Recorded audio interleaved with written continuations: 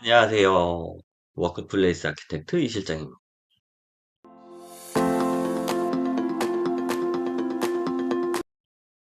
오늘은 우리가 자주 쓰는 생성형 AI의 기본 원리에 대해서 좀 이야기를 해보려고 해요.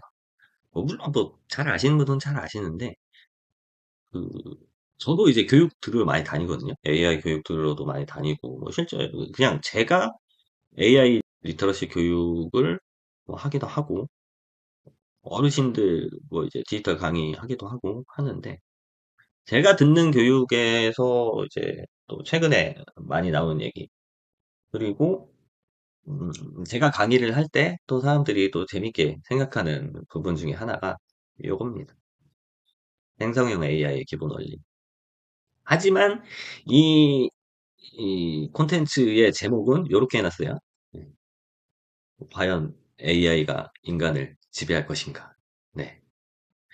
어, 기술적 특이점이 오고, 뭐, AI가 자아를 갖게 되는, 스스로 생각하는 시점이 되면 어쩔지 모르겠어요. 하지만 지금 관점에서 얘기를 하자면, 네. AI가 세계를 지배할 일은 없다. 현재 수준에서는. 네. 왜 그런지를 좀 이야기를 해볼게요. 그 왜 그런지를 그 왜 그런지를 얘기하기 위해서 이제 생성형 AI의 기본 원리에 대한 얘기를 하게 되죠. 챗GPT나 제미나이나 뭐 이런 생성형 AI들은 네이버에서 검색하는 것처럼 쌓여있는 데이터 항목 중에 질문에 부합하는 거를 뽑아오는 애가 아닙니다. 그렇다고 자기가 생각해서 지식을 100% 자기화해가지고 말을 하는 애는 더더욱 아닙니다. 그 AI 강사분들이 항상 하는 얘기가 있어요. 얘는 지금 자기가 무슨 말 하는지도 모른다.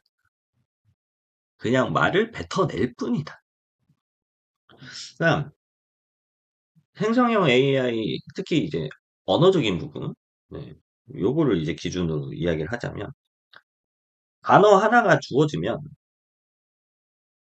생성형 AI는 그 다음에 올 만한 가장 적합한 단어를 이제 자신이 학습해 놓은 데이터 안에서 단어들 간의 연관관계를 유추해 가지고 이제 가져옵니다.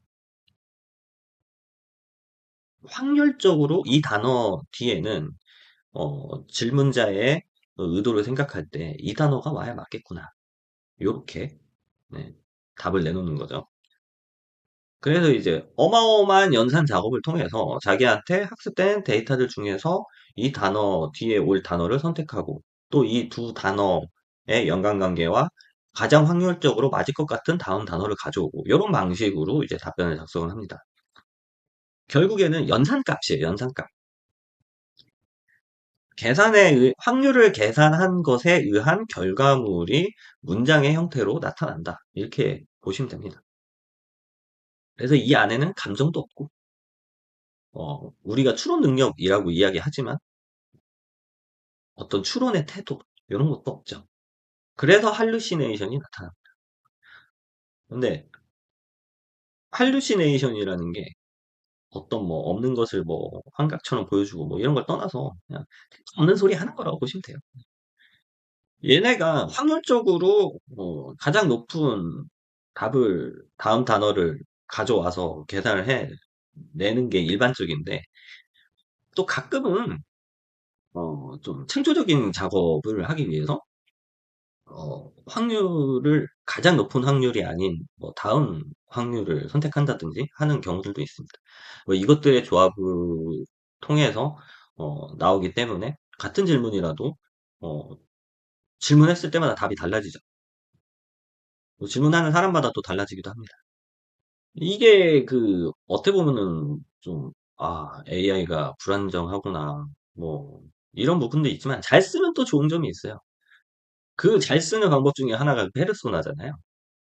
처음에 AI한테 예를 들어서 광고 카피를 뽑는다. 그러면은 너는 몇십 년 차 경력의 유명 광고 카피라이터야. 뭐뭐뭐뭐뭐뭐를 위해서 뭐뭐뭐뭐 하니까 광고 카피를 써줘. 이렇게 요청을 합니다. 그러면은 페르소나 설정을 안 했을 때보다 답이 잘 나온다고 얘기들을 하죠. 그래서 생성형 AI 초창기 때부터 답변 잘 받는 법 중에 하나였어요.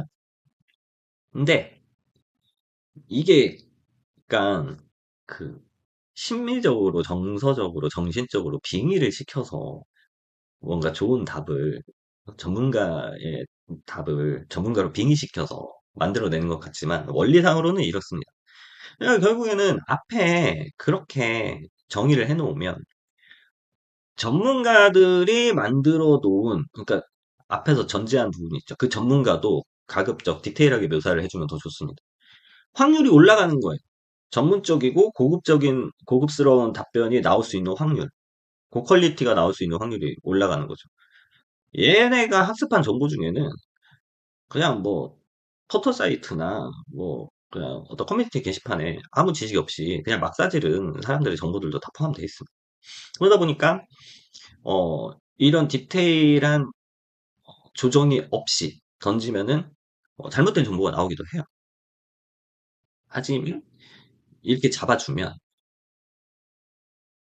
그 전문가 맥락에서 그 다뤄졌던 정보들이 확률적으로 어, 내 질문에 대한 답변으로 나올 확률이 높아지는 거죠.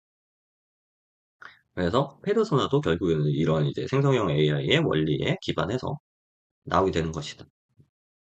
그래서 사실 제가 이제 눈높이 AI에서 제일 처음 얘기했던 게 사람을 대하듯이 하자. 근데 이거는 질문 하나하나에 대한 부분이라기보다는 AI와 커뮤니케이션 하는 과정을 이야기하기 위해서 한 부분이고, 그렇다고 얘를 사람처럼 생각하는 존재로 인식하고 대응하실 필요는 없다. 네. 그리고 오히려 안 그러시는 게 좋다. 안 그런 게 좋다는 그런 거 이제 보셨죠? 옛날 SM 알트만이 한국 사람들한테 한 얘기가 있습니다. 안녕, 고마워. 이런 얘기 절대 하지 마세요. 얘는 인간이 아닙니다. 그런 얘기 해줘봐야 뭐 얘를 기쁘게 해준다든가 이런 게 일어나지 않아요. 하지 마세요, 제발. 고마워 하는 순간 얘가 그냥 응, 알겠어. 이러고 끝나지 않아요. 얘 그 순간 그래. 너에게 도움이 되었다니 나도 정말 기뻐. 앞으로도 너에게 좋은 친구가 될 수 있으면 좋겠어. 블라블라블라 이렇게 막 말을 만들어냅니다. 그 고마워 한마디에 쓸모없는 연산이 어마어마하게 일어나는 거죠. 샘 알트만 입장에서는 아무 의미 없는 일에 전기세가 줄줄 새 나가고 있는 거야. 그래서 제발 하지 말아달라고 얘기를 하는 거야. 근데 이제 눈높이에서 다른 회차에서 제가 그 기후위기와 관련한 얘기도 했었는데 전기를 그만큼 많이 쓴다는 거는 또 기후위기에도 안 좋은 영향을 준다는 의미가 되잖아요.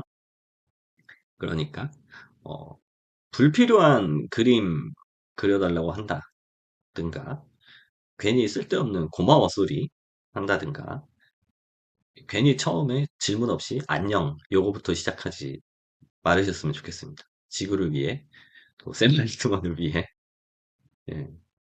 아니 오픈 AI가 적자나면 이용료가 오를 수도 있다고요. 네. 광고가 많아지든가. 근데 솔직히 너무 또 친근하게 또 인간하고 대화하듯이 이렇게 대화를 하다 보니까 안녕 고마워를 막 쓰게 돼. 막 쓰고 싶어져. 제가 추천드리고 싶은 방법은 첫 질문을 할 때 안녕 붙여서 하세요. 안녕? 나는 어쩌고 저쩌고 저쩌고 저쩌고 저쩌고 저쩌고 이거 해줘. 요렇게. 안녕을 따로 한번 엔터 치지 마시고, 네. 그렇게 해주시고, 고마워는 마지막 질문에 같이 껴서, 네가 여태까지 이렇게 해줘서 잘 돼가고 있는 것 같아. 고마워. 마지막으로 이렇게, 이렇게, 이렇게, 이렇게, 이렇게 해줘. 하고 답 받으면 그냥 끝내주시면 되겠습니다. 네.